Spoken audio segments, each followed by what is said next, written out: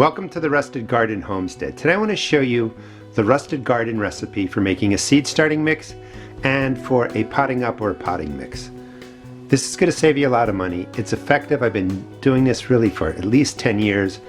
It really works. Let's go over the basic ingredients and then I'm going to show you how my mix compares to Jiffy Mix, a pre-made mix you can buy. Nothing wrong with this product. It's about $7.50 for this bag, and that's 12 dry quarts.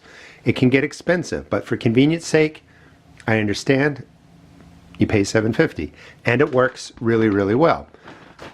What we're going to make today is going to look very similar to that. What you're going to need to buy, and you're going to have to spend up front. For instance, that bag was $7.50. You buy 10 of those bags, that's $75. You're going to easily go through that much if you're, gardening on any kind of scale, really. Just wanted to cut in and show you what we're going to be making. This is a great way to save 75% off the cost of buying pre-made starting mixes and potting up mixes. I really like this formulation. I'm probably going to stick with this for 2024. Every year I change things a little bit, but I'm going to show you everything you need to know to make something that looks just like this. Where you might be starting seeds indoors, growing on 3 or 4 wire racks, you got a lot going on, you're going to need a lot of starting mix. If you buy in bulk, so the first thing I recommend is peat moss. Canadian peat moss, 3 cubic foot bag. This is just a fraction of what's in there because it's compressed, and you can see all the mix that we have in there. That's maybe, I don't know, $5 worth of material in there, and I still have a whole compressed bale outside in my garage. It's going to cost you anywhere from $20 to $28 depending on where you buy it. And I take this inside, I keep it in containers just like you see. This is vermiculite. This is a mineral. I believe it's a silicate. It gets heated up, it expands, and it's great for holding water, keeping the starting mix loose. I use these two things primarily for a starting mix, and then I add in some perlite, which is also a mineral. It's heated, it expands, and it's really to kind of loosen up the soil. If I'm growing in a bigger container, something like that, I may add in the perlite. Vermiculite, I recommend going to Uline. I'm not affiliated with them, but you can get grade 1. It's either called very fine or super fine vermiculite, 4 cubic feet. I think it's about $40 plus shipping. So real quick, you might be spending $80 to get really massive amounts of this, but it's going to go a long way. To make it, you want to do a ratio. 3 parts peat moss, 1 part vermiculite, or 1.5 parts vermiculite. What is a part? It's an equal container, an equal ratio. So it can be any size container. You just have to make sure you fill this 3 times with, well, you fill this 3 times with peat moss. That's 3 parts peat moss, and then 1 part you fill it with vermiculite, 1 part vermiculite.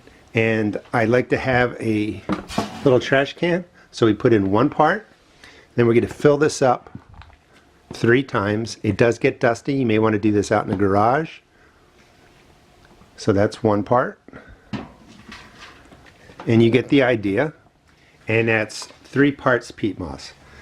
You want to make sure that you don't take outdoor peat moss, compost, leaf mold, bring it inside, and start growing in it. Because the temperatures in the house stay at about 65, 70 degrees, you're going to have an outbreak of possible insects, diseases, and stuff that'll just run crazy. So you want to use a sterile starting mix. You don't need soil life to get your transplants started indoors. You can give them all the soil life they want once they get outside. So you want to hydrate this. This is all dry. Let's start mixing it up a little bit. You want to hydrate this with boiling water, and that will kill off any fungus gnat eggs. The vermiculite is sterile. Nothing is really in that. Peat moss could have fungus gnat eggs, and if you've ever had fungus gnats, you know what a problem it is. And you really just want to mix this through. We're not putting in any fertilizers at this point. Again, everything is sterile. And just look at how nice that looks. It's not even been, hydrated in any way yet. This is a perfect seed starting mix and a perfect base for a potting up mix. Just want you to look at it real closely. Let's take a look to see what the Jiffy Mix looks like. Here's the Jiffy Mix. It's very light. It's also dry. And if I put it down here, you can see it's really pretty much peat moss. There's some vermiculite in there, not as much as I put in. I like to add a little bit more. I think this makes a great base mix. You can substitute your peat moss with coco coir if you want to. They both have pros and cons, and you just have to research and decide which one, you know, works best for you. Or you could do 50% peat, 50% coco coir, but it would still be 3 parts of whatever you're using in the side, 1 part vermiculite. This is the bag of Jiffy Mix, just to show you how much is in there. And then I put in another round of 3 parts peat, 1 part vermiculite into here, so that they're about comparable in volume. This really is going to cost you $2 or less to make. If you're going to buy it, it's going to cost you about $7.50. It's a really, really good savings. Again, everything should be sterile. I'm going to add in the water. We'll come back to this in a second. If you want to see how I use boiling water, just search my channel, Boiling Water. I have plenty of videos on that. We're not going to worry about fertilizers or anything like this until about 5 to 7 days after the plant germinates. They live off of the seed coat, and then you can really just use water-soluble fertilizer in a diluted amount. Again, please follow me and I'll teach you how to do this through 2024. And that's going to take care of your plant. But we could also add in some worm castings. We don't have to get too fancy. We don't have to add in a lot of stuff. We're just going to really take care of these plants based on the rusted garden ratio for the seed starting mix and use water-soluble fertilizer. The perlite is an additional cost. You can find that in your big box stores in different places. And you're just not going to need a lot of it. You don't need it for the starting mix. If you want to do it, go ahead. It's perfectly fine. So just to go over this again, it's 3 parts peat, 1 part vermiculite.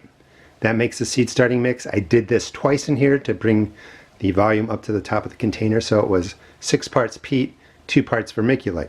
If I'm making up the potting up mix, it's 3 parts peat, 1 part vermiculite, and half the container size of perlite. But because I did it twice, I'm using a full container. Just mix it through. And this is what it looks like when it's done. You could use this again as a starting mix. I'm just saying you don't have to spend the money on the perlite if you don't want to. But this is just beautiful. It's a great container mix. You can fill your containers with it. A couple of bucks to make it yourself. You're going to have to spend more if you buy it pre-made. And I think there's not much of anything in here. There's no perlite, some vermiculite. I think they reformulated and just are using less vermiculite in there. What looks better to you? This looks more just like the peat moss over here, to be honest with you. But we've got what we just made for a couple of bucks. And we can use it as a starting mix, as a potting up mix, or something you can buy and you can pay 3 times as much. Here's what some of the containers look like when they're filled. A couple oversized 6 cells, standard size on the left, and a larger container right in the center. I sell this at my seed shop if you need seed starting supplies. This is going to save you money. As I was saying, you don't really have to put in fertilizers, the dry type in here. In fact, since there's no soil life in here, if you put in the organic dry fertilizers in here, you're going to get a lot of mold and fungus. Not necessarily a bad thing, but there's no soil life to break that fertilizer down, change it into a form of NP and K your plants can use. So that's why I recommend the water soluble. If you want, you could take a good handful of worm castings and mix it into there, and that is going to bring some good stuff to your seed starting mix. Some hormones, NP and K, all kinds of stuff. And that's a good way to go about kind of putting the nutrients you want into your mixes. However, again, on a budget, kind of friendly, I guess, process, you don't have to put the worm castings in there. Everything I just showed you to make this and some water-soluble fertilizers will take care of your transplants. Please subscribe and follow me. I'll show you how I plant up my whole garden really for 2024, starting with seed starts, the grow light system, all that kind of stuff. Show you how to plant, care for everything, and really just take care of a garden for 2024. Thanks so much for watching, and remember, you do have to spend a little bit more to buy all the ingredients, but you're going to save yourself so much money in the long run by making your seed starting mix and your potting up mix yourself. Thanks for watching.